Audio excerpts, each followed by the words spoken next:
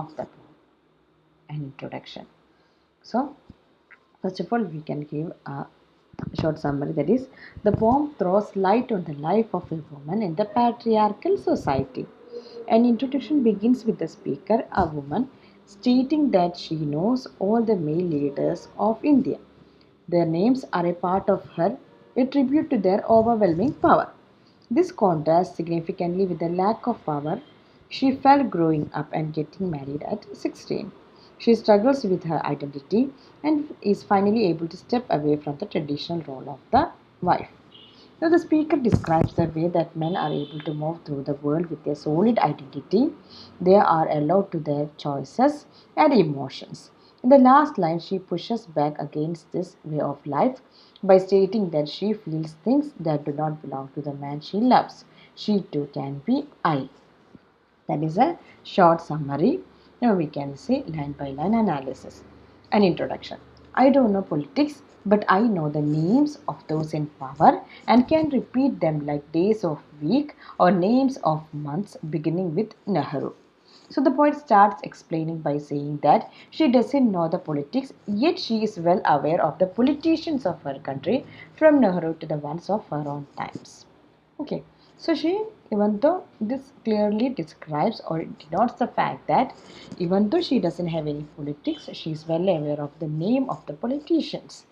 And as the politics of India has always remained in fewer hands of males, especially, she has memorized the names of all the politicians, like the days of the weeks and the names of the months. Usually, we memorize the days of the weeks and names of the months, and just like that, she has also memorized the names of the politicians, especially the males. Now, I'm Indian, very brown, born in Malabar. I speak three languages, write in two, and dream in one. So, the speaker moves on to describe her own being. So, she is trying to explain or explore her own identity. That is, she is Indian and she is very brown. Lastly, she is from Malabar in southwest India. She can speak three languages, namely Malayalam, Hindi, and English. She writes in two, that is Malayalam and English, and dreams in one, that is in Malayalam, the mother tongue. So there are three languages. She knows three languages, speaks three languages, that is Malayalam, Hindi, and English. That is the way how she communicates with others. Now she writes in two languages. That's a well-known fact for us. In Malayalam and English, she writes in both these languages, and she dreams in one language, that is her mother tongue, Malayalam. Now, don't write in English, they said. English is not your mother tongue. Why not leave me alone, critics, friends, visiting cousins, every one of you? Why not let me speak in any language I like? Sorry.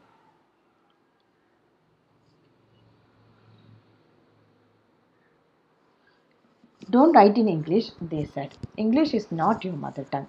Why not leave me alone? Critics, friends, visiting cousins, every one of you. Why not let me speak in any language I like? The language I speak becomes mine, its distortions, its queernesses, all mine, mine alone. She is judged for writing in English. The reason is that being well familiar with English, she uses this language in her language writings. However, this habit of her is not likened by her friends, relatives, and critics. They all condemn her for writing in English, as according to them, English is the language of colonists. And she asks them why they criticize her. Why she is not given liberty to write in whatever language she desires.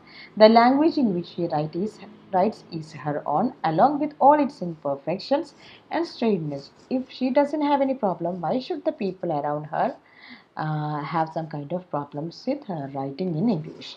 That is her question. Okay. Now she says, it is half English, half Indian, funny perhaps, but it is honest. It is as human as I am human, don't you see? It voices my joys, my longings, my hopes, and it is useful in me as cawing is to crows and roaring to the lions. So the language is, though not fully English yet because she is an Indian, so she writes in that language. So she says it's not full English, yet she considers it to be honest because, like her language is also imperfect. Just as a human is liable to make mistakes, So Kamala's language is not without errors. The language expresses her joys, grief, and hopes. For she, it is like cawing is to cross and roaring is to let. That is that important. Okay, so it is an integral part of her expression. It is human speech, the speech of the mind that is here and not there, a mind that sees and hears and is aware.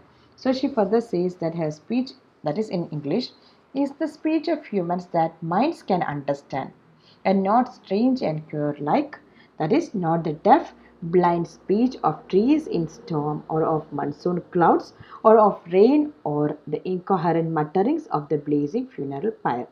So she says that this is the language of speech of humans that might can understand, and not strange and queer like the sound of trees in the storms, or of monsoon clouds, or of rain, or of dead, as these voices cannot be understood.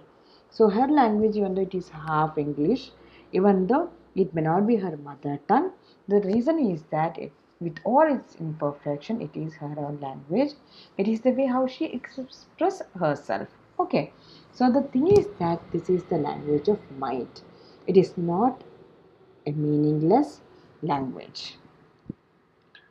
Then I was a child. So now she moves on to the next part about her life. I was a child, and later they told me I grew suddenly, for I became tall, my limbs swelled, and one or two places sprouted hair.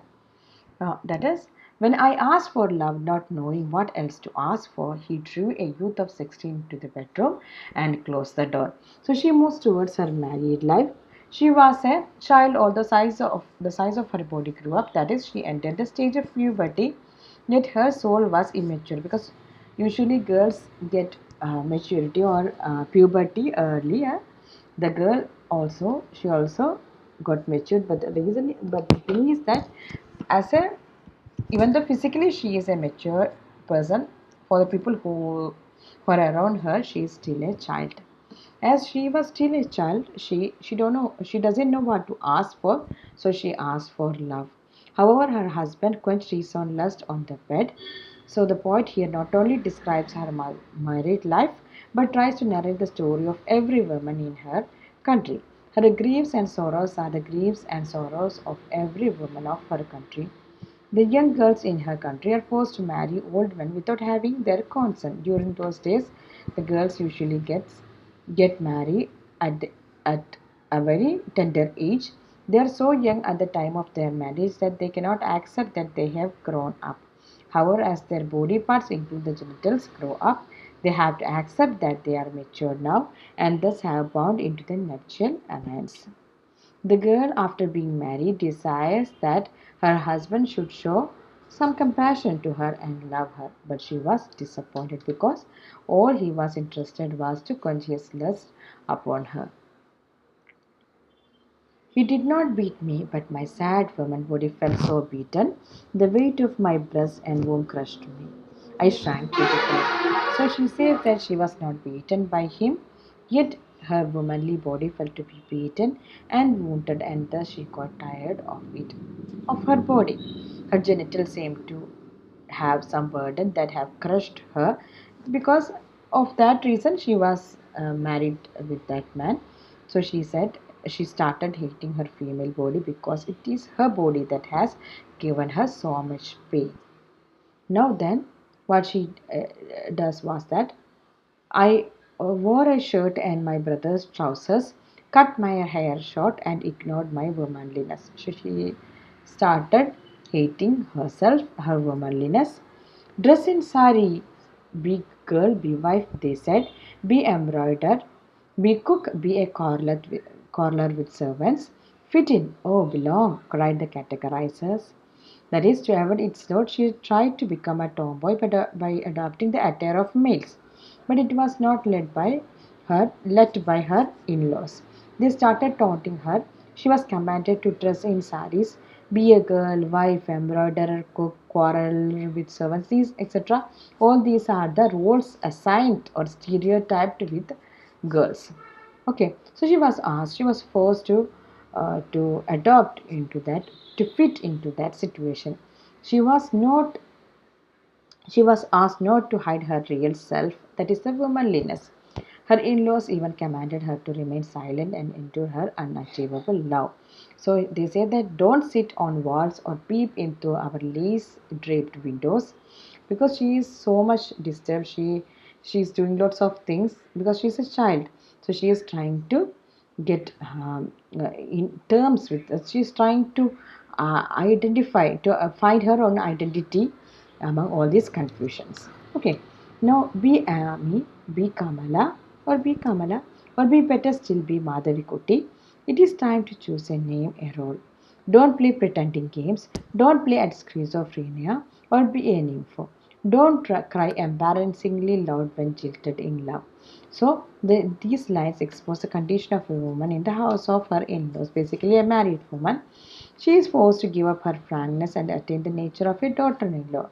She is forced to do everything that her in-laws desire her to do. She has to accomplish all the tasks, though she is not willing to do so. Then still she is taunted, scolded, as well as abused. She is even advised not to express her grief if she is troubled in her married life. Okay, so schizophrenia is a disorder that affects a person's ability to think, feel, and behave clearly. Because she was so confused, the people around her taunted her or scolded her of acting so strange at her husband's home.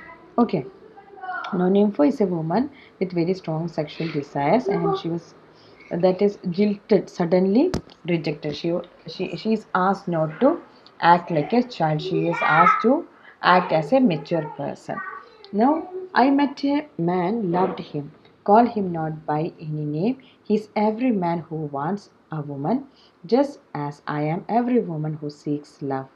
In him, the hungry haste of rivers, in me, the ocean's tireless waiting. Who are you? I ask each and every one. The answer is, it is I. Anywhere and everywhere, I see the one who calls himself I. So now she meets a man whose name she doesn't mention in the poem. The man is, according to her, the every man, as a representative of all the man, or whole this man thing. The every man who desires a woman to quench his lust, as a woman desires love from a man. Okay, so she is trying to get love from man because she doesn't get it from her husband. So she met another man, and even then, he is also a representative of all the men whose focus is on to quench his lust.